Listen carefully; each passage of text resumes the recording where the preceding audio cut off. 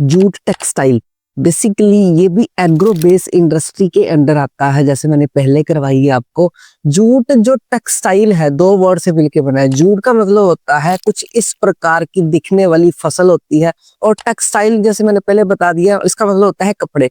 तो जूट से कपड़े बनाए जाते हैं, डायरेक्टली कपड़े नहीं बनाए जाते। जूट से कन्वर्ट करके फैक्ट्री में क्या किया जाता है, इस प्रकार का धागा निकाला जाता है जूट से, और उस धागे से बहुत सारे कपड़े वगैरह बनाए जाते हैं, और भी बहुत सारी चीजें बनाई जाती हैं जो मैं आगे बनाऊंगा। ठीक है, तो इसमें हमने एग्जाम पॉइंट ऑफ व्यू से कुछ पॉइंट्स याद रखने हैं। पहला पॉइंट है कि एग्रो बेस्ड इंडस्ट्री है, तो मतलब एग्रीकल्चर से टोटली डिपेंड है। अगर जूट किसान उगाएगा तभी वो धागा बनेगा बाद में फैक्ट्री में। ठीक है, दूसरी बात, यान मेड फ्रॉम जूट, जो यान है, धागा है, वो जूट से बनाया जाता है, और उसके बहुत सारे प्रोडक्ट्स बनाए जाते हैं। प्रोडक्ट्स जैसे आपने क्लॉथ, इस प्रकार की जूट की क्लॉथ बनते हैं, जैसे कहीं ना कहीं आपने देखा होगा।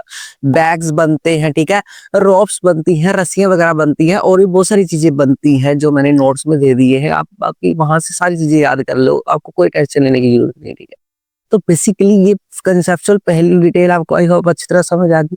उसके बाद बात करते हैं जो जूट टेक्सटाइल है कौन सी स्टेट में, कौन से एरिया में सबसे ज्यादा जहां पर मिलती है। तो आपने लोकेशन याद रखनी है। जूट टेक्सटाइल सबसे ज्यादा कहाँ पर है, कौन सी स्टेट में? तो इसका आंसर है वेस्ट बंगाल। वेस्ट बंगाल में क्या है, बहुत सारी जूट्स की मिल पाई जाती है, जो किसके नजदीक पाई जाती है सबसे ज्यादा, अगर देखा जाए तो हुगली रिवर। हुगली एक वेस्ट बंगाल में बहने वाली रिवर है, उसके आसपास का एरिया क्या कहलाता है, जूट की प्रोडक्शन के लिए बेस्ट होता है।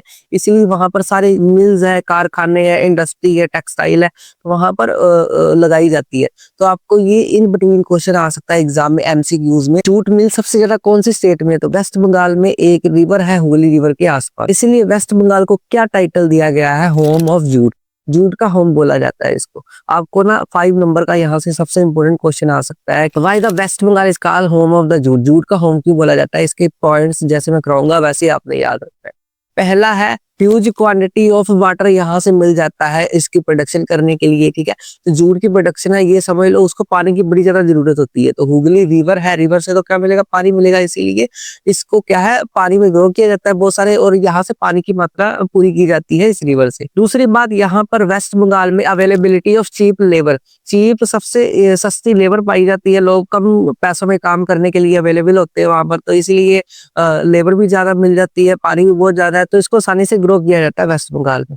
तीसरी बात, availability of banking, insurance etcetera. वहां पर कुछ इंफ्रास्ट्रक्चर भी फैसिलिटी बहुत बढ़िया है, वहां पर बैंकिंग फैसिलिटी अच्छी है। ठीक है, इंश्योरेंस भी किया जाता है, जैसे कोई किसान अपनी फसलों का इंश्योरेंस करवा सकते हैं। ठीक है, बैंकिंग व्यवस्था आएगी तो पैसे की ट्रांसफर वगैरह अच्छी तरह करवा सकते हैं, कोई भी इसमें कोई दिक्कत वाली बात नहीं।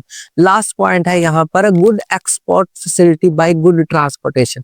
यहाँ पर एक्सपोर्ट फैसिलिटी भी है, मतलब जूट का अगर हमने धागा बना दिया, प्रोडक्ट बना दिए, तो एक्सपोर्ट मतलब वेस्ट बंगाल से आसपास की स्टेट्स में भेजा जा सकता है, बाहर वाले देशों में भी इसको एक्सपोर्ट किया जा सकता है। किसकी वजह से, गुड ट्रांसपोर्टेशन की वजह से।